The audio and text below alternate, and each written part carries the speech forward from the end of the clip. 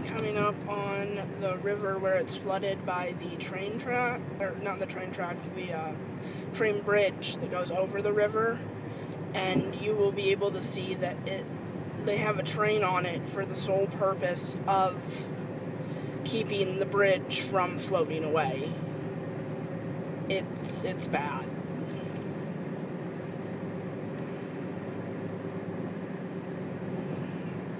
Everything here is dry, but it's downstream where it's really bad at.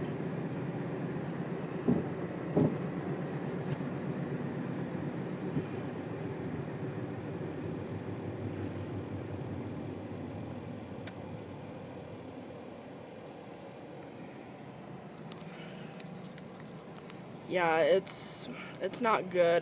Back home, this is the next town over. But back home, it's everything south of where I showed you the barricade last night is gone.